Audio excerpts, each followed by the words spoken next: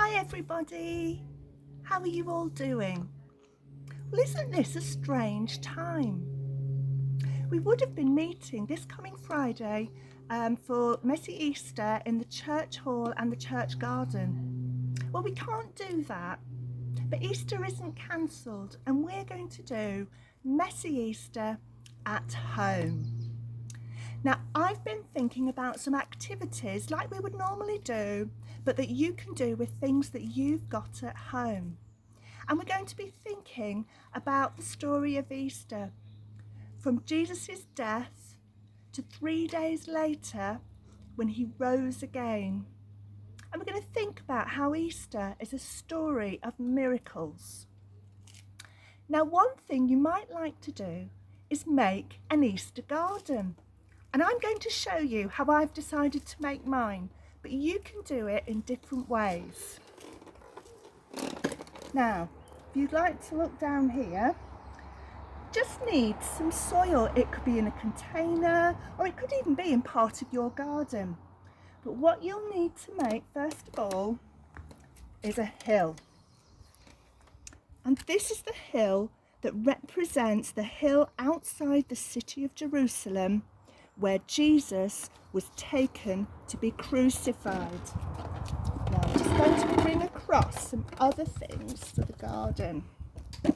Okay, so on this hill, Jesus was crucified with 2 criminals. Now you can make your crosses using twigs or anything you can find. This was made with twigs from my garden. Oopsie. I'm just going to wedge them in. And this was made from some lollipop sticks. So whatever you've got, you can make 1 cross to represent Jesus or 3 so that you've got the criminals either side. After Jesus died, he was taken to a tomb in the garden. So I'm going to put this plant pot down here to represent the tomb. Okay. You might like to find, like I have, some moss just to put around. So we're going to make this into a garden now. So moss, grass, leaves, whatever you've got in your garden. And let's make a path, because they would have travelled from that hill to the garden. It's one of my flowers, where Jesus was then buried in the tomb. Now you might like to put a few flowers in your garden. These are dandelions, they're looking a bit dry now. Okay, just do whatever you would like to do. To pop a little bit more moss on. Okay. And so when Jesus was placed in the tomb, a huge stone was put in front of the entrance. Well, 3 days later, stand you up. 3 days later, Mary went to the garden to put spices and oils on Jesus' body. And when she got there, she discovered that the stone had been rolled away and the tomb was empty. She later saw Jesus in the garden and saw that he was alive.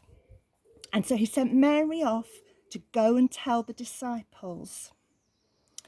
Now, if you decide to make a garden yourself, you might have some little figures that you could put in it to represent Jesus, an angel, Mary, whatever you'd like to do. So there's my Easter garden. Now, some of the other things you might like to do, let's just find it. You'll find online an Easter scavenger hunt. So there's a list of all the activities. You can go round and just find lots of different things to remind you of the Easter story. You might like to make your own Easter egg hunt like we often do at Messy Church.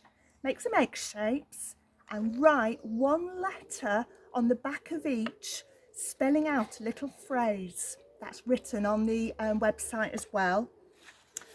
You might like to make some butterflies and write prayers on them. And there's one or two other things as well. There's a cross using salt. Have a look at the instructions. And like we normally do in Messy Church, do what you would like. You might want to do all of them. You might want to do some of them. And then we'll have our celebration.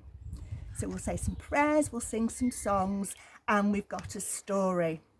If you want to go straight on to that, do that and do your activities later. Whichever way you want to do Messy Church is up to you. So I'm going to say goodbye for now, and I'll see you later in the celebration video. But have fun with these activities. Bye.